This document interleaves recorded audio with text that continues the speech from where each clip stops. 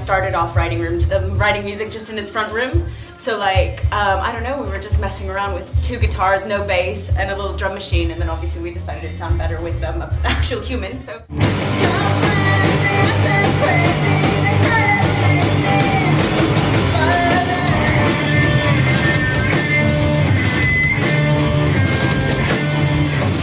We've got a lot of different influences as well, like quite different influences that kind of combine and make a weird sound, I guess.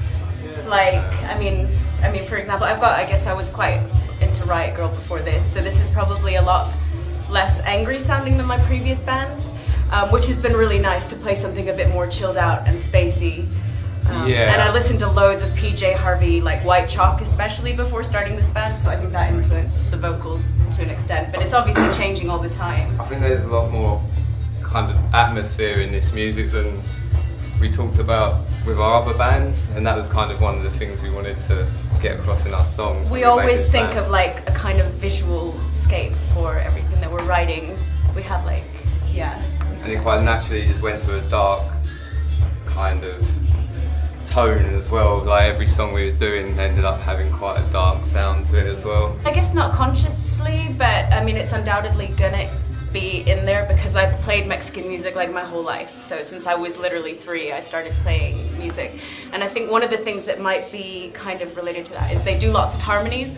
So I always did harmonies like on the violin or harmonies in the vocals, and it teaches you just how different kind of notes relate, and I think that we always bring that into our music. We like to have a combination of leads, really. My wife's Mexican as well, so it kind of flows into it. He just collects though, he's a weirdo. I just ended up being surrounded by Mexican things, and I guess it can't help but be an influence in your music as well.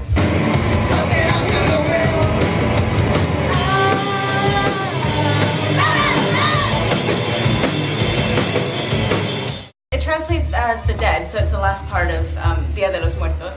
And I mean, I think it does. We picked it because it suits us perfectly because we're all obsessed with morbid. Well, not all of us. I guess you're less morbid than I'm the less morbid. Sometimes really happy things. I'm borderline morbid.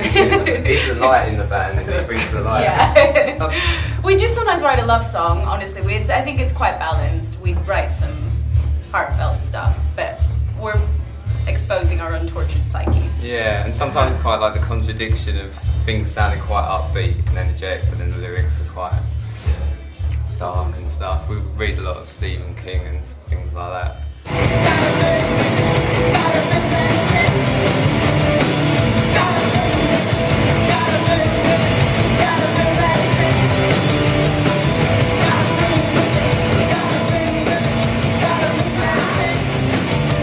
So many people who are like really talented musicians and they can play guitar far better than I can play guitar and they can sing and all this stuff, but they're just too scared to get out there and do it. And I think it actually doesn't matter how shit you are or how polished or anything like that. Like I really love the whole, you know, like the kind of scene around Seattle and Olympia when they had like the whole DIY thing going on with K Records and Kill Rock Stars and Beat Happening and all of that.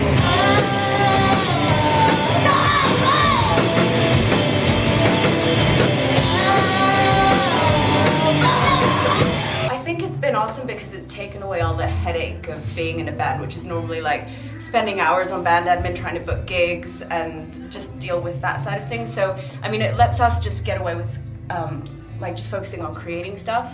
And I think the other really cool thing is that like it's really nice to have an outside perspective who like believes in you enough that they're like with you on this journey. I think that helps sometimes. And also like an outside opinion when we write a song, we're like, does this sound good? Does that sound shit? And then it's just like, you know, some feedback. Yeah, for someone to kind of actually be that interested in like your band, to kind of want to be part of it, It's good to be part of the gang. It's a nice feeling, yeah.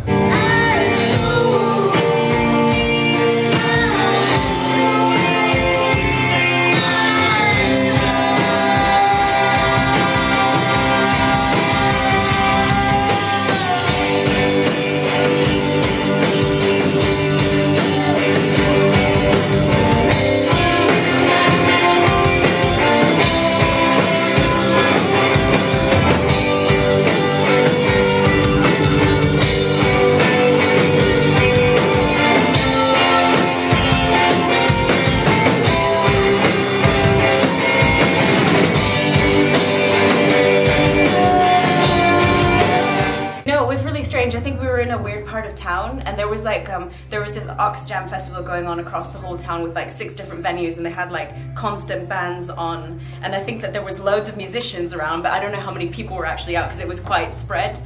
So we did find like a really cool street with like the Caribbean bar and like a little what's it called, the dime bar that's got like the little ales and stuff. So they had some good restaurants and things, but like I would like to see the music scene when it's like not on such a crazy spread out day. Yeah. Tom was awesome driving on the way home. It's because I was falling asleep. He took away the wheel because I was being too dangerous.